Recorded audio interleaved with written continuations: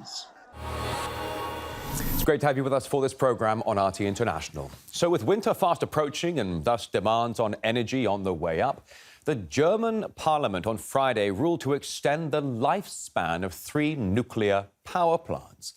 Now it comes as the country tries to wean itself off Russian gas imports, of course, in response to the war in Ukraine. Now, Germany had originally planned to phase out its 3 remaining nuclear plants by the end of this year.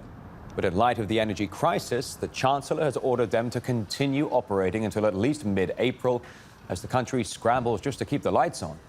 Now, to deal with soaring energy bills, Germany is also set to spend more than 80 billion euros on subsidies for households and businesses.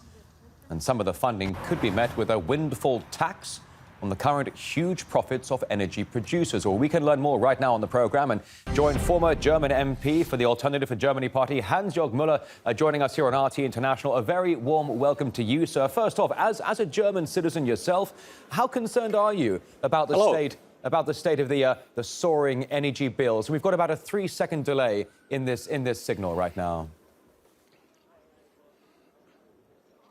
I'm very much concerned because it is not enough to keep the 3 atomic power plants running. First, we need more atomic power plants, and the second we have to repair Nord Stream 1 and Nord Stream 2 as fast as we can and come back to reliable and cheap gas supply from Russia. That is what we need in Germany. If you have a look here, this is my gas bill. You can see it's now, the kilowatt hour costs now 16 cents, and 1 year ago it was the half. Have a look. It was 8 cents, and this is only now the state of the art, because, as you know, at the resource market we have now 4-fold higher gas prices that we had the last year. So with some kind of delay, I will have to pay for the gas of my house here, not twice, but 4-fold more for gas. And in order to avoid it, we need to re-establish gas supply from Russia and building more atomic power plants in Germany. It's quite astonishing, Hansjörg, to actually see your bills right there and to see it printed in black and white. So, you know, basically it's absolutely true. It's affecting every single person.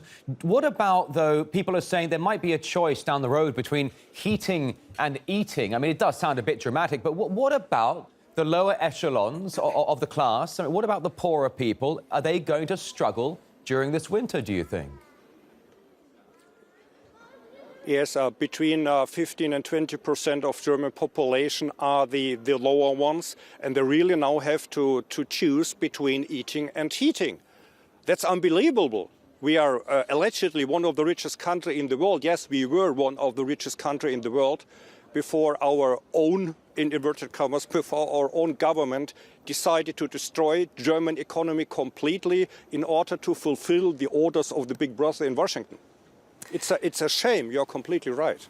Hansjörg, you mentioned a few moments ago that Germany needs to get back onto Russian energy and essentially mend ties with Moscow. How do you make the first move to get there?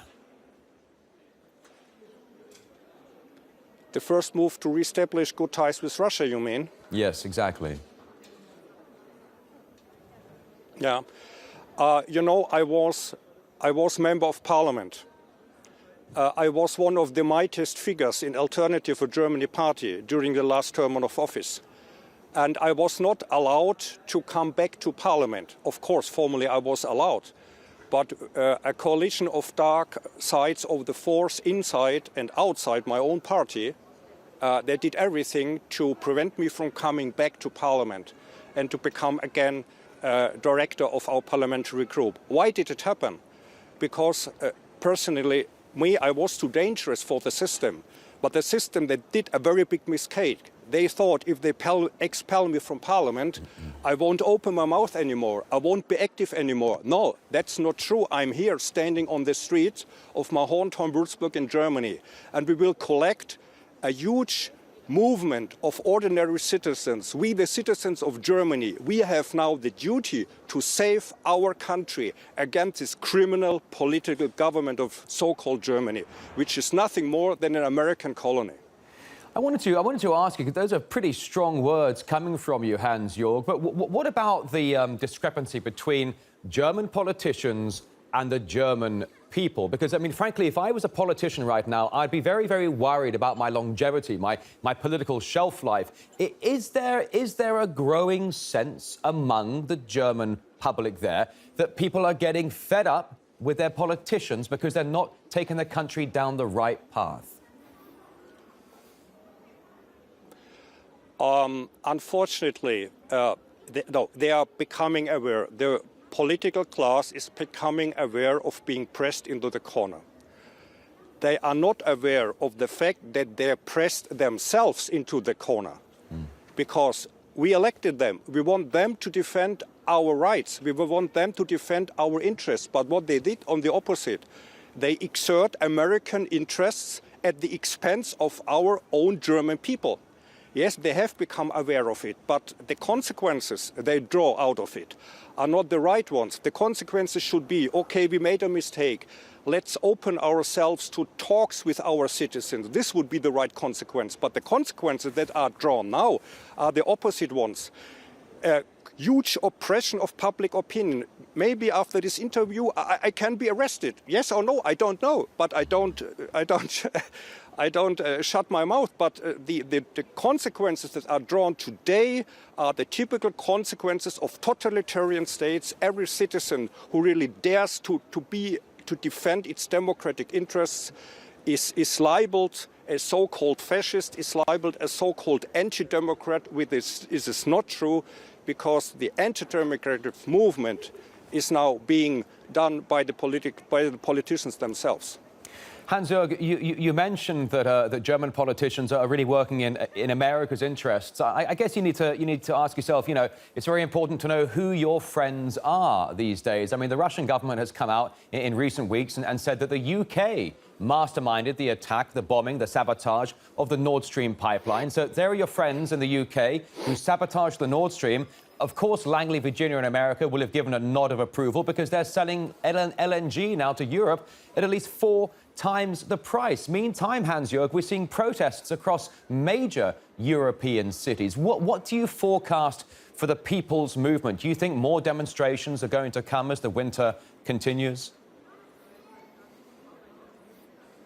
Yes, because as I told, I would be very pleased, I would be happy, I would take back all my words I have said now if the German politicians came out of the corner, if they came down to the streets to ask the people of Germany, if they told us, yes, we are sorry, we worked for foreign opposite interests, now let's work for you, let's work for our country. Yeah? This I would welcome, but I do not see it. Yeah? So what can we do? We can only hide in our flats, being more exploited, even economically, yeah, being more oppressed politically, yeah, as in former GDR. Nowadays, Germany has become very similar to the GDR dictatorship we had get rid of 30 years ago. So I think only we have to bring close together the political power in the parliament of Alternative for Germany party. I also want to underline we have to get into terms with Sarah Wagenknecht, who is a very good politician. So I'm against excluding her. We need together AfD, we need together Sarah Wagenknecht, we need together some rest of the Linke party, and this has to be combined with huge civil unrest on the streets, but always in the sense of Mahatma Gandhi. Always peacefully, no force. Hansjörg, I'm running low on time here, but I'm so grateful to have you on the program today. Really enjoying this conversation. The German Chancellor Olaf Scholz, he made a surprise trip to Beijing very recently. He stayed for about 11 hours or so. What I thought was interesting was that Olaf Scholz, when he came out of his meeting with President Xi, he spoke to the press and he said something to the effect of this. He said, one of the reasons I'm here in China is because the power centers of the world have shifted eastwards, and we are witnessing the birthing of a new multipolar world. Olaf Scholz in China was essentially quoting Vladimir Putin. What do you make of what he had to say? What he said right. he's not stupid, but he's a coward. If he wouldn't have been a coward, he would have said the same thing coming to Moscow in front of the camera after talking to Vladimir Putin. Hansjörg Müller, always a pleasure. Former German Member of Parliament, Alternative for Germany Party. Great to see you. Thank you so much for your time. Thank you very much.